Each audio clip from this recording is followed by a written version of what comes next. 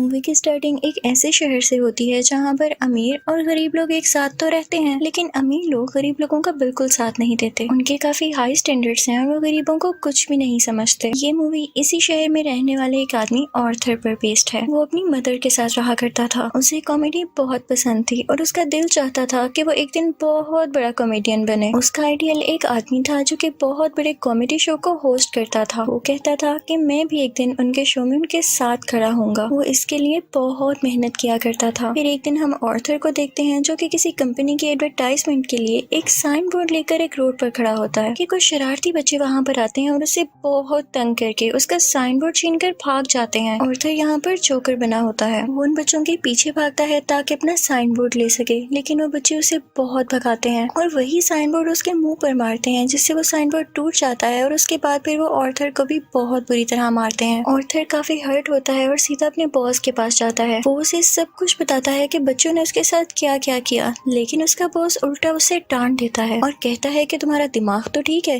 बच्चे ऐसी हरकत कैसे कर सकते हैं। बॉस उससे कहता है कि मैं तुम्हें तुम्हारी सैलरी भी नहीं दूंगा। ऑर्थर में कॉन्फिडेंस की बहुत कमी होती है, इसलिए वो यहाँ पर खुद के बारे में कुछ बोल ही नहीं पाता। वो वहाँ से काफी उदास होकर बाहर आ जाता है और सोचता है कि क्या मैं इतना बुरा हूँ कि कोई भी मेरी बात का यकीन ही नहीं करता। वो अपने घर आता है और डांस करने लगता है। यहाँ पे हम देखते हैं कि उसकी बॉडी काफी वीक होती है। अगले दिन ऑर्थर अपने कोलीग से मिलता है और उसे उन बच्चों के बारे में बताता है। उसका कोलीग उसे कहता है कि ये तो बहुत गलत हुआ, तुम्हें अपनी हिफाजत करनी चाहिए थी यार। और इसी के साथ वो उसे गन देता है और कहता है कि इसे अपने पास रख लो, ये मुश्किल वक्त में तुम्हारे काम आएगी। ऑर्थर ये लेने से इनकार करता है, लेकिन वो आदमी जबरदस्ती उसे गन दे देता है और फिर ऑर्थर अपने घर के लिए निकल पड़ता है। वो बस में होता है तो उसके सामने एक बच्चा भी बैठा होता है। वो उसे हंसाने की कोशिश करने लगता है और वो बच्चा जोर जोर से हंसने लगता है, जिस पर उस बच्चे की मदर को गुस्सा आ जाता है और वो ऑर्थर से कहती है कि हटो, परेशान मत करो हमें। लेकिन इस बात पर ऑर्थर हंसने लगता है। इनफैक्ट हमें बताया जाता है कि ऑर्थर को कोई सीरियस साइकोलॉजिकल इशू होता है और वो अपनी हंसी को कंट्रोल ही नहीं कर पाता। उसे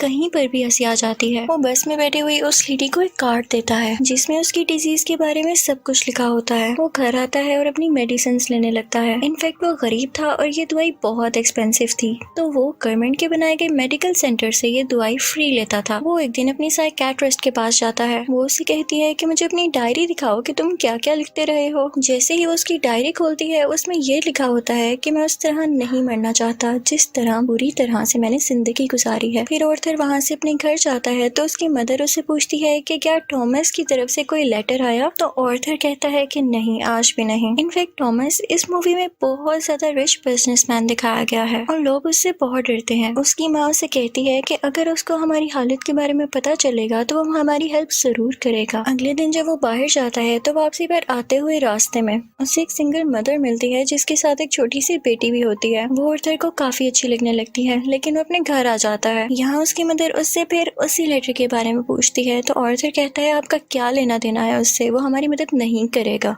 अगले दिन हम देखते हैं कि वो सिंगल लड़की ऑर्थर के घर पर आती है। वो उससे कहती है कि मैं कुछ टाइम से नोट कर रही हूँ कि तुम मेरा पीछा कर रहे हो, जिस पर ऑर्थर उसे कहता है कि हाँ, मुझे तुम अच्छी लगी हो। तो इस पर वो लड़की हंसने लगती है और जल्दी उन दोनों में दोस्ती हो जाती है। ऑर्थर को एक और जगह से जोकर की ऑफर आती है। वो एक चिल्ड्रन हॉस्पिटल होता है और जब ऑर्थर वहाँ पर जाकर डांस कर रहा होता है तो उसकी पॉकेट से वही गन बाहर आकर गिरती है। सब बच्चे डर जाते हैं और स्टाफ हैरान होता है कि इसके पास गन क्या कर रही है। ये बात फैलती है और उसे इस जॉब से भी निकाल दिया जाता है। वो अपने बॉस को कॉल करता है कि ये तो सिर्फ एक टॉय गन है, तो उसका बॉस उसे कहता है कि झूठ मत बोलो, मुझे तुम्हारे कोलीग ने सब कुछ बता दिया है कि तुमने खुद उससे गन ली। यहाँ पर ऑर्थर का दिल दोबारा से बहुत दुखता है कि उसके कोलीग ने तो उसे जबरदस्ती ये गन दी थी। फिर हम देखते हैं कि ऑर्थर ट्रेन में घर जा रहा होता है और वहाँ पर 3 बिजनेसमैन भी होते हैं जो कि थॉमस वेन के ही आदमी थे। वो ट्रेन में बैठी हुई एक लड़की को छेड़ रहे होते हैं।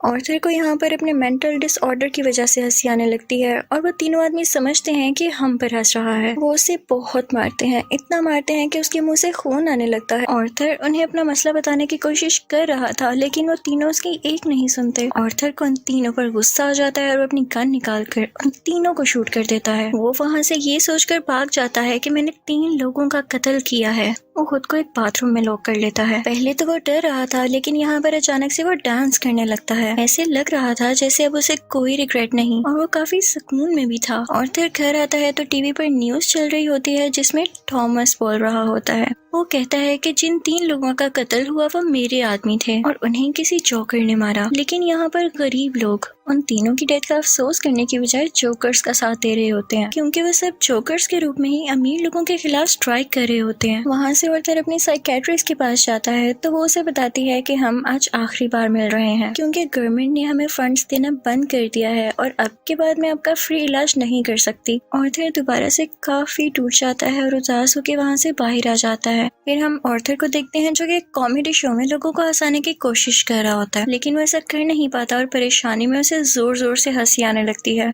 इस वजह से उसका शो खराब हो जाता है और वो घर आ जाता है। घर आने पर उसकी मॉम उसे कहती है कि बेटा ये लेटर थॉमस के लिए पोस्ट कर दो। ऑर्थर जब ये पढ़ता है तो उसे अपनी आंखों पर यकीन ही नहीं आता। वो अपनी मदर के पास जाता है और कहता है आपने मुझसे सब कुछ क्यों छुपाया। उसकी माँ उसे बताती है कि बेटा मैंने ये जानकर नहीं किया। इनफैक्ट थॉमस और मैं एक दूसरे को पसंद करते थे और इवन शादी भी करना चाहते थे, लेकिन मैं बहुत गरीब थी और वो बहुत अमीर, तो हम सोसाइटी की वजह से शादी नहीं कर सके। ऑर्थर अपने बाप से मिलने के लिए निकल पड़ता है। जब वो वहाँ पर पहुँचता है तो उसके घर के गेट के पीछे थॉमस का अपना बेटा खड़ा होता है। ऑर्थर उसके सामने बच्चों जैसी हरकतें करने लगता है और उसे भी हंसाने की कोशिश करता है, लेकिन तभी वहाँ पर थॉमस का बटलर आ जाता है। वो उस बच्चे से कहता है कि स्ट्रेंजर से बात नहीं करते और ऑर्थर को वहाँ से जाने के लिए कहता है। ऑर्थर उससे कहता है कि मैं सच्चाई से पर्दा हटा कर ही जाऊंगा। मेरी माँ ने थॉमस के यहाँ 30 साल काम किया और वो दोनों एक दूसरे को पसंद भी करते थे और मैं किसी और का नहीं थॉमस का ही बेटा हूँ। जिस पर बटलर उसे कहता है कि तुम भी पागल हो और तुम्हारी माँ भी पागल है। उसने ये स्टोरी अपने पास से बनाई है, उसका थॉमस से कोई लेना देना नहीं है। ये सुनकर ऑर्थर को काफी बुरा लगता है और वो वहाँ से चला जाता है। ऑर्थर जब घर जाता है तो उसे पता चलता है उसकी मॉम को कोई अटैक हुआ है और उन्हें हॉस्पिटल शिफ्ट किया जाता है। ऑर्थर जब बाहर बैठा होता है तो उसके पास 2 पुलिस ऑफिसर्स आते हैं। वो उससे पूछते हैं कि ट्रेन में उस दिन जो 3 आदमी मरे, क्या तुम उनको जानते हो? तो ऑर्थर आगे से कहता है नहीं, मुझे क्या पता होगा। उसे पता चलता है कि इन पुलिस ऑफिसर्स ने उसकी माँ से भी सेम क्वेश्चन किया था, जिसकी वजह से उसकी मॉम को अटैक हुआ। वो अंदर अपनी माँ के पास आ जाता है और वहीं पर वो सिंगल मदर भी होती है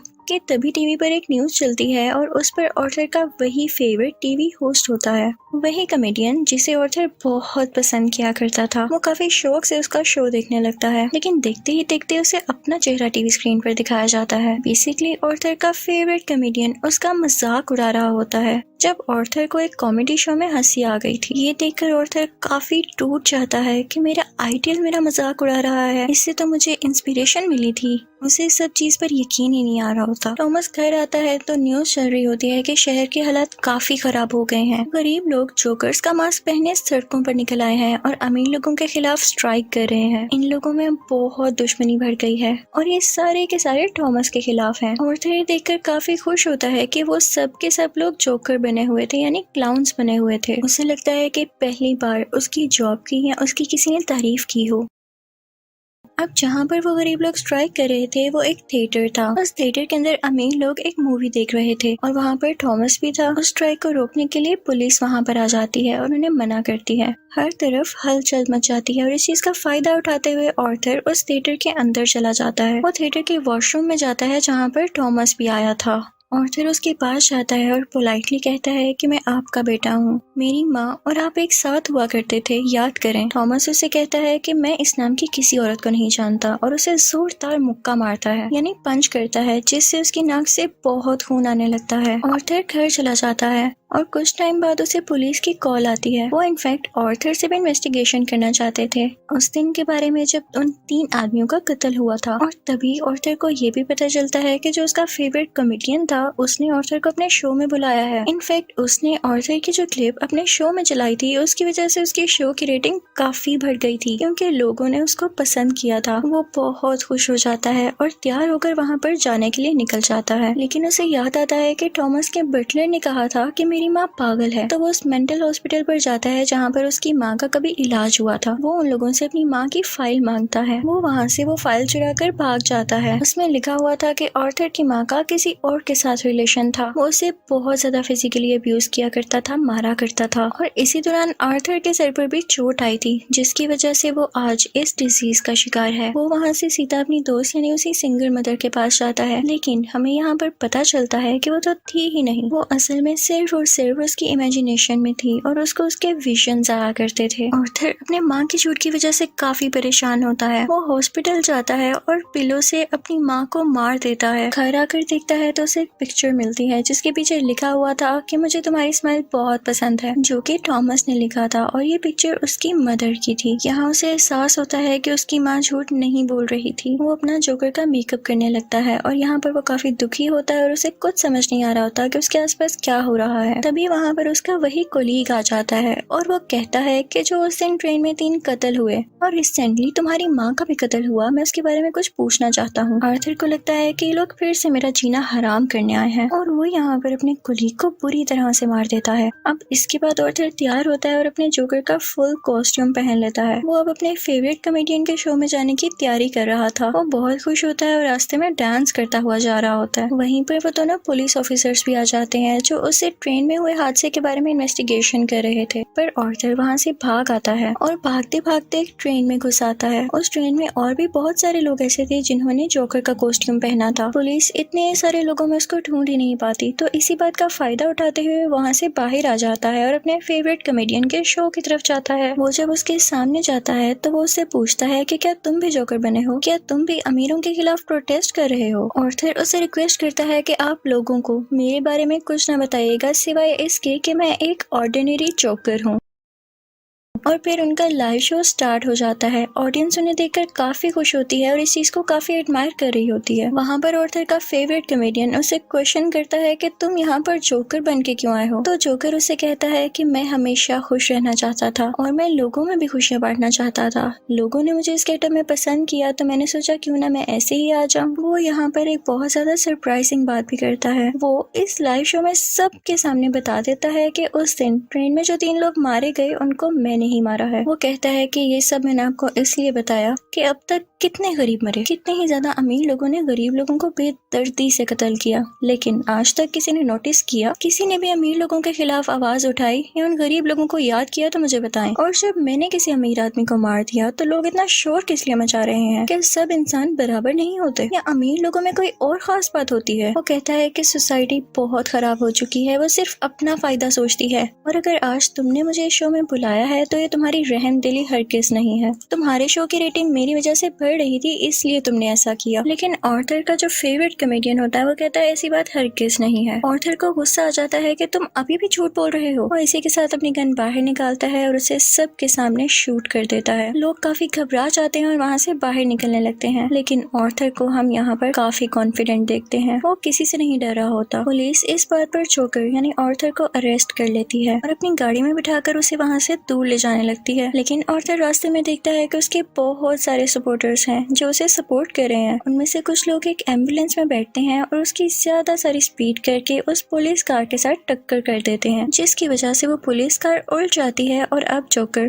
बाहर आ गया था। वो उन सब लोगों में शामिल हो जाता है और उसी कार के ऊपर आकर खड़ा हो जाता है। सब लोग उसे यहाँ पर देख पा रहे थे और उसे चीयर कर रहे थे। उसके मुंह और नाक से काफी खून आ रहा था, लेकिन वो उसी खून से अपनी स्माइल बना लेता है और हाथ फैलाकर जोर जोर से हंसने लगता है। ये इनफैक्ट एक ऐसी स्माइल थी जिसके पीछे गम, तकलीफ और दुख छुपा हुआ था। वो अब उन सब लोगों का हीरो बन चुका था और वो यहाँ पे काफी खुश था कि लोग फाइनली अब उसे तारीफ कर रहे थे, उसे अप्रिशिएट कर रहे थे। दूसरी तरफ हम थॉमस को देखते हैं जो कि अपनी प्रेजेंट वाइफ और अपने बेटे के साथ ये शहर छोड़कर जा रहा होता है, लेकिन तभी साइड पे खड़ा एक जोकर उन लोगों को शूट कर देता है, लेकिन वो उनके बेटे को कुछ नहीं कहता। फिर सीन चेंज होता है और हमें आर्थर यानी जोकर एक साइकियाट्रिस्ट के पास दिखाया जाता है। वो वहाँ पर भी हंस रहा होता है। तो वो साइकेट्रिस्ट उससे कहती है कि तुम बिला वजह क्यों हंसते रहते हो। तो आर्थर उससे कहता है कि आप इस फीलिंग को कभी नहीं समझ पाएंगी, और ये कहकर वो वहाँ से बाहर आ जाता है। उसके जूतों के नीचे खून लगा हुआ था, जिससे ये जाहिर होता है कि एक अच्छा इंसान कैसे किसी कातिल में बदल गया। और इस मूवी से हमें ये लेसन भी मिलता है कि जब किसी के साथ बुरा किया जाए तो वो बुरा ना भी हो तो एक ना एक दिन बुरा बन ही जाता है। उसे इतनी अजियत दी गई, इतना टॉर्चर किया गया कि उसके अंदर से वो फीलिंग्स ही खत्म हो गई, और अब वो अपनी लाइफ से बिल्कुल सेटिस्फाई था। और इसी के साथ ये मूवी भी एंड हो जाती है। आई होप आपको ये मूवी अच्छी लगी होगी। Thank you for watching.